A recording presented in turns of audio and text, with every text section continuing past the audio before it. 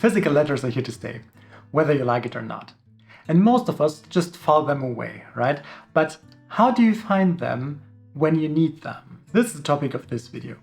In this video today, we'll discuss why it makes sense to digitalize your old physical letters and how you can do that with OneNote. Hey friends, and welcome if you're new here. My name is Stefan, and on this channel I'll discuss everything, stuff I love, gadgets I use, and all that makes my life easier. So sit back, grab a drink, relax, and let's go. First, as a little disclaimer, there are other tools that do what I will show you today with OneNote. One of the most prominent tools is called Paperless. You'll find YouTube videos about that.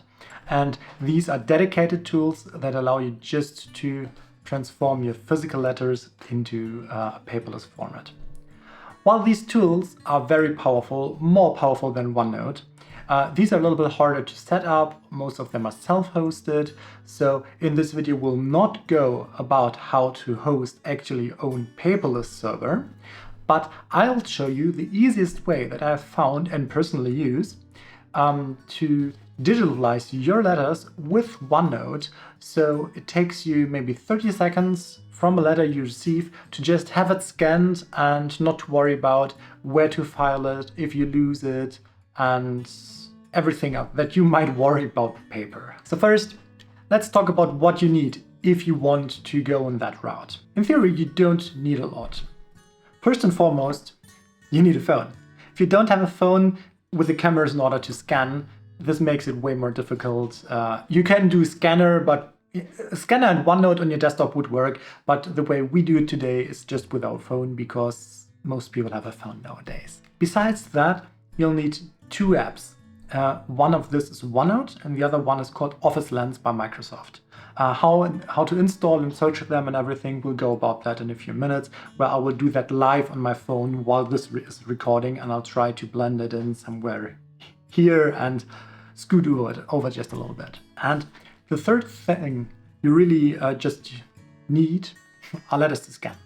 These come most of the time. So yeah, I bet you don't have a shortage, and most people have like big folders full of letters, which I personally didn't bother to scan. I just decided at one date I'd start scanning everything that comes in starting today. This was around 2 years ago, so I have every letter from the last 2 years that I received personally in my OneNote, and I can just find them very easily. This brings me over to the benefits. The biggest benefit for me digitalizing my letters that I receive is the searchability. OneNote allows me to just free-form search in OneNote, and it will scan also all the pictures in OneNote.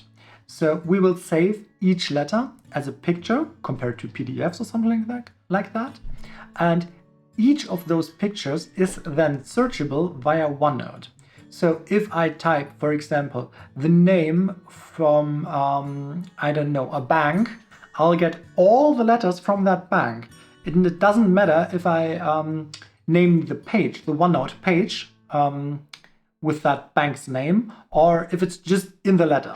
OneNote will find it. The same works for dates. The same works for addresses and everything else you would search in letters. So for example, if you have like an invoice, you could also search invoice, and every letter that has the word invoice in it will get brought up by OneNote.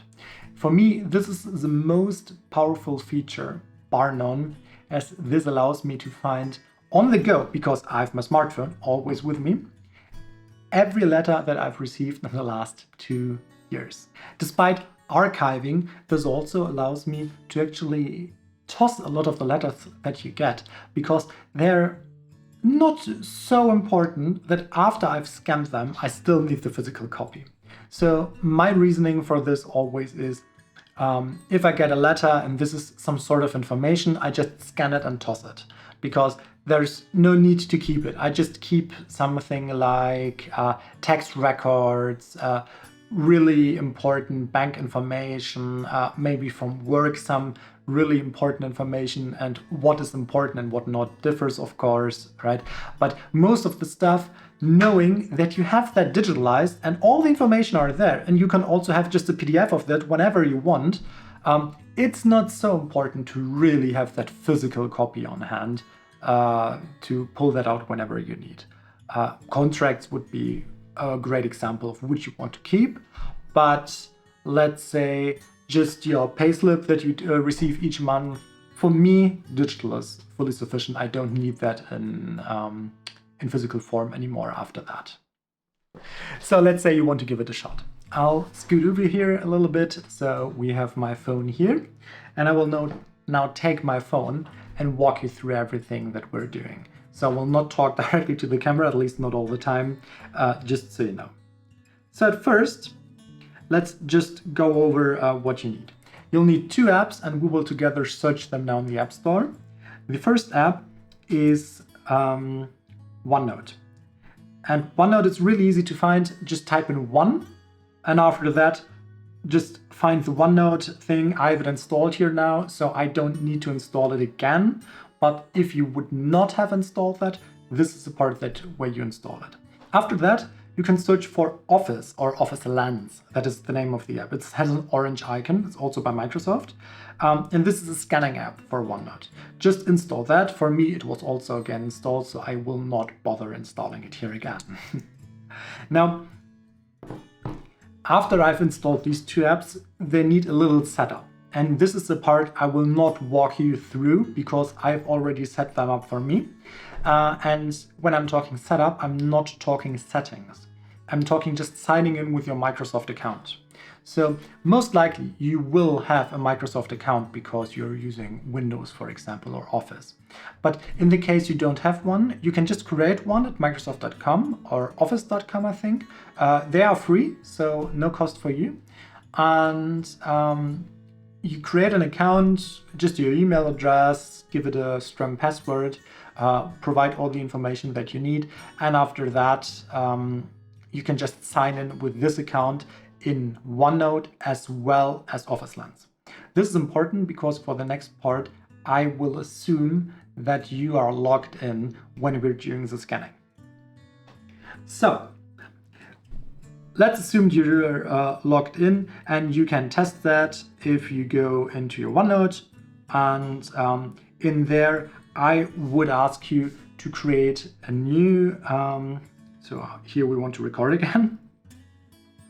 I will ask you to create a new section which is called letters, or in my case the German word Post and post.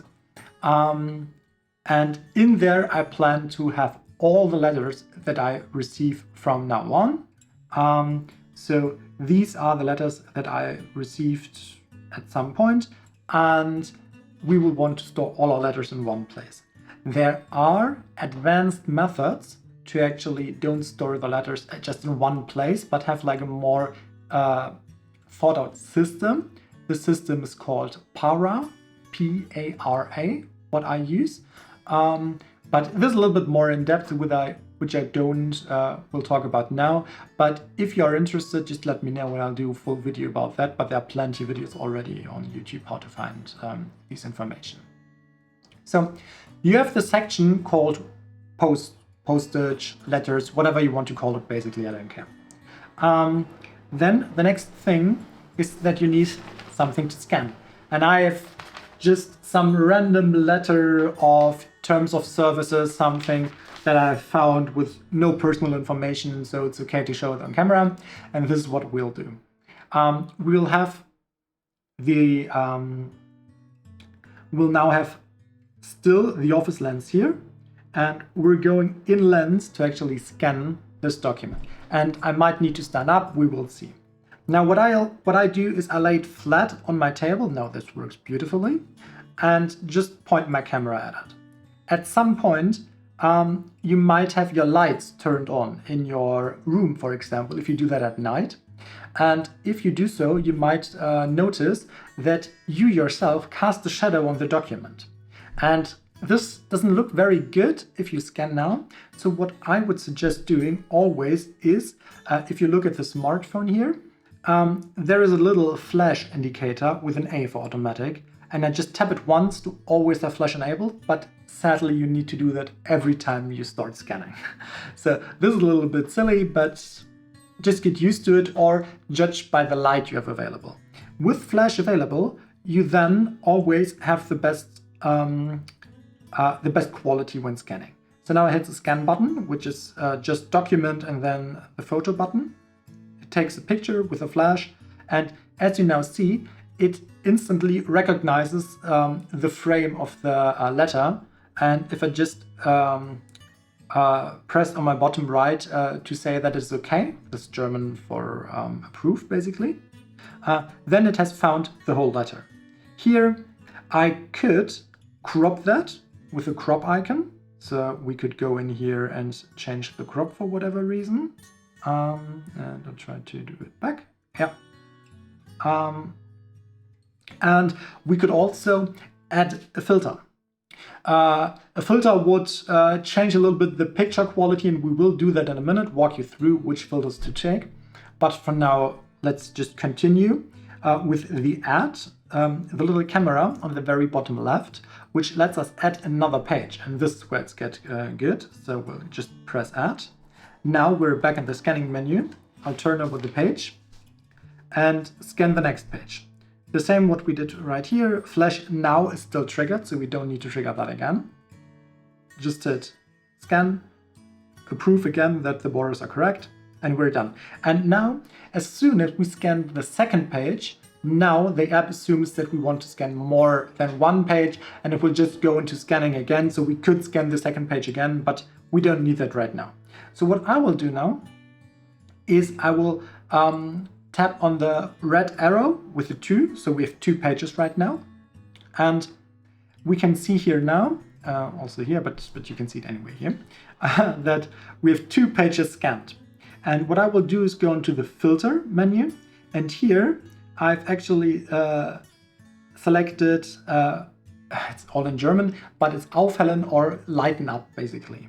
And you could also press improve, for example, which a little bit changes the picture quality, as you can see, and there are a few filters that you can select. I would always recommend making sure to tick the checkbox to apply that on all the scanned pictures, because if you do that, then it's very easy for you to have a consistent look on your whole scan. So you hit the very down arrow, which is not that visible because it's right above the white page. And after that, you click the red done. Now, the app will ask you, what do you want to do with the scan you just created? For me, I always keep part of the title. I like the date part, date and time. So I just delete the Microsoft lens and name it